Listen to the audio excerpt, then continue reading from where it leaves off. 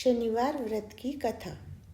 एक समय सूर्य, चंद्रमा, मंगल, बुध, बृहस्पति, शुक्र, शनि, राहु और केतु इन ग्रहों में आपस में झगड़ा हो गया कि हम सब में सबसे बड़ा कौन है।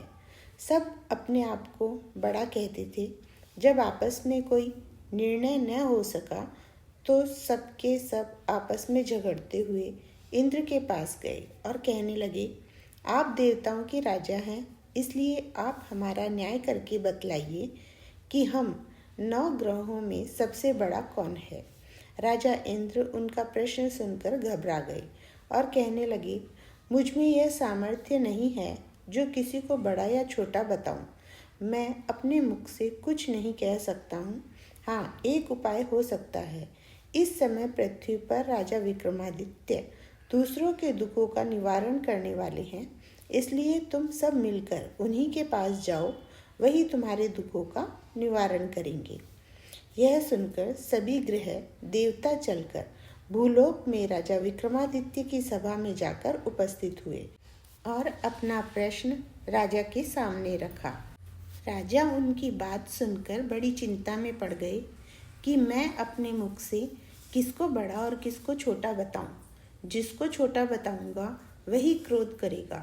परंतु उनका झगड़ा निपटाने के लिए उन्होंने एक उपाय सोचा कि सोना, चांदी, कांसा, पीतल, सीसा, रांगा, जस्ता, अभ्रक और लोहा 9 धातुओं के 9 आसन बनवाए।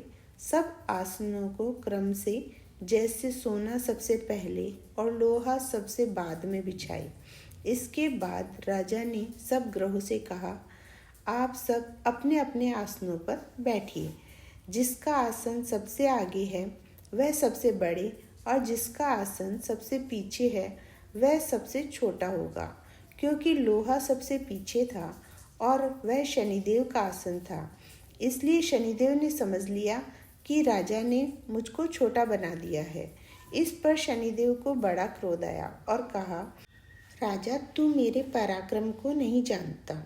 सूर्य एक राशि पर 1 महीना, चंद्रमा 2.25 दिन, मंगल 1.5 महीना, बृहस्पति 13 महीने, बुध और शुक्र 1-1 महीने, परंतु मैं एक राशि पर 2.5 और 7.5 साल तक रहता हूँ। बड़े बड़े देवताओं को भी मैंने भीषण दुख दिया है।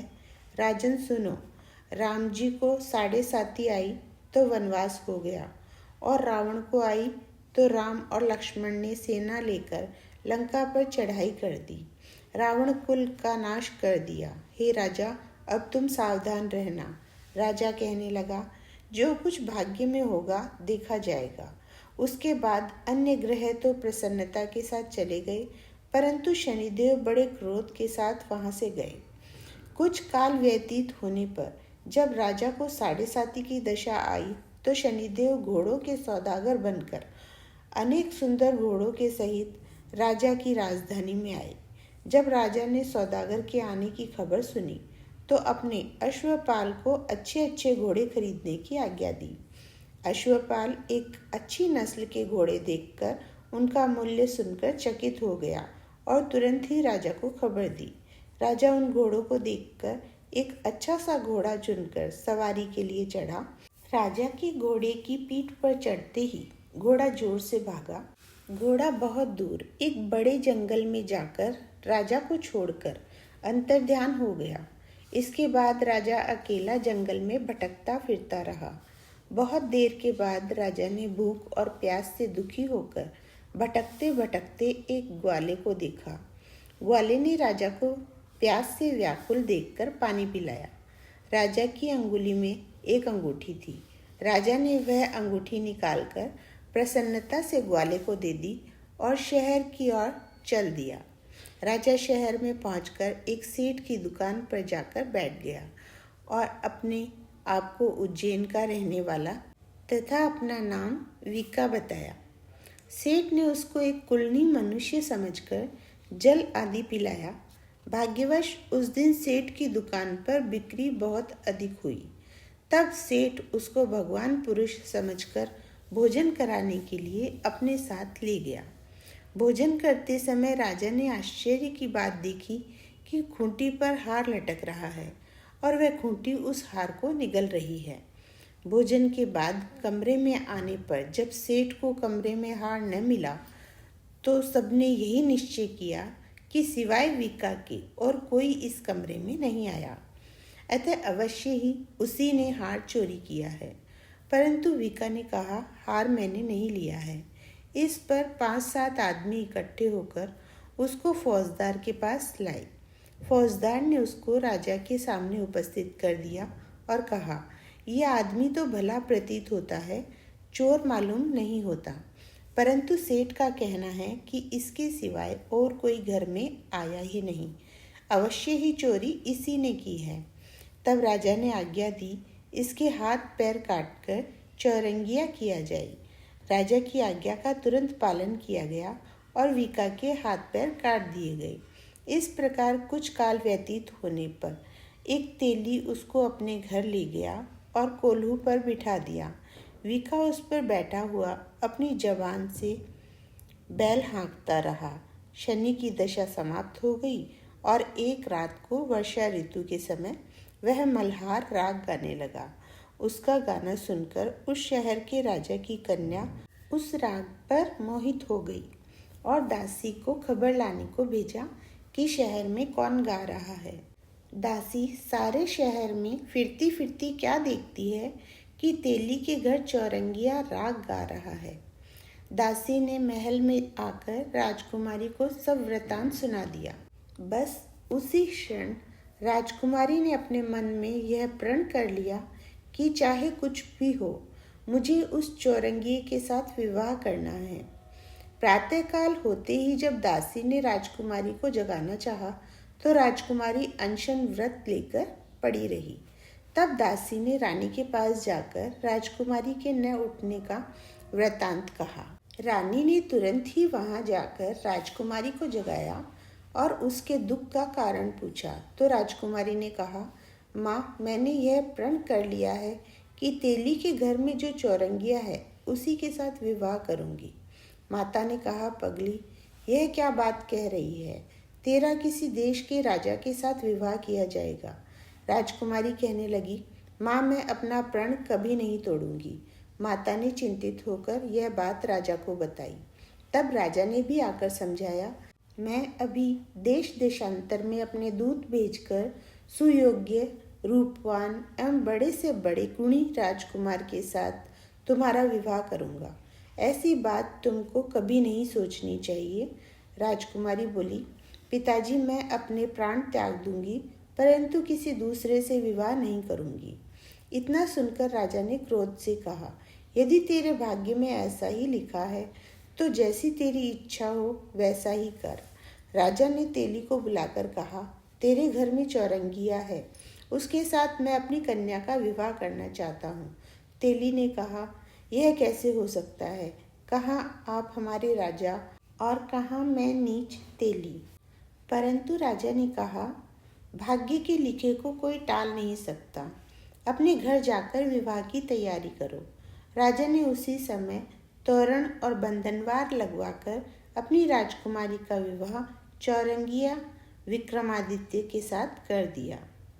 रात्रि को जब विक्रमादित्य और राजकुमारी महल में सोए तो आधी रात के समय शनिदेव राजा विक्रमादित्य के सपने में आए और कहा, राजा, कहो, मुझको छोटा बतलाकर तुमने कितना दुख उठाया। राजा ने क्षमा मांगी। शनिदेव ने प्रसन्न होकर विक्रमादित्य को हाथ पैर दिए। तब राजा ने कहा, महाराज, मेरी प्रार्थना स्वीकार करें कि जैसा दुख आपने मुझे दिया है ऐसा और किसी को न दें। शनिदेव ने कहा, तुम्हारी यह प्रार्थना स्वीकार है। जो मनुष्य मेरी कथा सुनेगा या कहेगा उसको मेरी दशा में कभी किसी प्रकार का दुख नहीं होगा, और जो नित्य ही मेरा ध्यान करेगा या चींटियों को आटा डालेगा उसके सब मनोरथ पूर्ण होंगे। इतना कहकर शनिदेव अपने धाम चले गए। राजकुमारी की आंख खुली और उसने राजा के हाथ पांव देखे तो उसे बड़ा आश्चर्य हुआ। उसको देखकर राजा ने अपना समस्त हाल कहा। मैं उज्जैन का राजा विक्रमादित्य हूँ। यह बात सुनकर राजकुमारी अत्यंत प्रसन्न हुई प्रातःकाल राजकुमारी से उसकी सखियों ने पूछा तो उसने अपने पति का सारा वृतांत कह सुनाया। तब सबने प्रसन्नता प्रकट की और कहा, ईश्वर ने आपकी मनोकामना पूर्ण कर दी। जब उस सेठ ने यह सुना तो वह विक्रमादित्य के पास आया और राजा विक्रमादित्य के पैरों पर गिरकर क्षमा मांगने लगा। आप पर मैंने चोरी का झूठा आरोप लगाया, अतः आप मुझको जो चाहे दंड दें। राजा ने कहा, मुझ पर शनिदेव का कोप था, इसी कारण यह सब दुख मुझको प्राप्त हुआ। इसमें तुम्हारा कोई दोष नहीं है। तुम अपने घर जाकर अपना कार्य करो। सेठ बोला, मुझे तभी शांति मिलेगी जब आप मेरे घर चलकर प्रीतिपूर्वक भोजन करेंगे। राजा ने कहा, जैसी आपकी मर्जी हो वैसा ही करें। सेठ ने अपने घर जाकर अनेक प्रकार के सुंदर भोजन बनवाए और राजा विक्रमादित्य को प्रीतिभोज दिया। जिस समय वह भोजन कर रहे थे, एक अत्यंत आश्चर्य की बात सबको दिखाई दी। जो खूंटी पहले हार निगल गई थी, वह अब हार उगल रही है। जब भोजन समाप्त हो गया तो सेठ ने हाथ जोड़कर बहुत सी मोहरें राजा को भेंट की और कहा, मेरी श्री कंवरी नाम की एक कन्या है, उसका पाणी ग्रहण आप करें। इसके बाद सेठ ने अपनी कन्या का विवाह राजा के साथ कर दिया और बहुत सा दान दहेज आदि दिया। इस प्रकार कुछ दिनों तक वहाँ निवास करने के बाद विक्रमादित्य ने शहर के राजा से कहा, अब मेरी इच्छा उज्जैन जाने की है। फिर कुछ दिन के बाद विदा लेकर राजकुमारी मनभावनी, सेठ की कन्या श्री कंवरी तथा अनेक दास दासी रथ और पालकियों सहित विक्रमादित्य उज्जैन की तरफ चले। जब शहर के निकट पहुँचे और पुरवासियों ने राजा के आने का संवाद सुना तो समस्त उज्जैन की प्रजा अगवानी के लिए आई। तब बड़ी प्रसन्नता से राजा अपने महल में पधारे। सारे शहर में बहुत बड़ा महोत्सव मनाया गया और रात्रि को दीपमाला की गई। दूसरे दिन राजा ने शहर में यह घोषणा कराई, शनि देवता सब ग्रहों में सर्वोपरि है। मैंने इनको छोटा बताया था, इसलिए मुझको यह दुख प्राप्त हुआ। इस कारण सारे शहर में सदा शनिदेव की पूजा और कथा होने लगी। राजा और प्रजा अनेक प्रकार के सुख भोगते रहे। जो कोई शनिदेव की इस कथा को पढ़ता या सुनता है, उसके शनिदेव की कृपा से सब दुख दूर हो जाते हैं। शनिवार की कथा को व्रत के दिन अवश्य पढ़ना और सुनना चाहिए। जय हो शनिदेव जी महाराज की।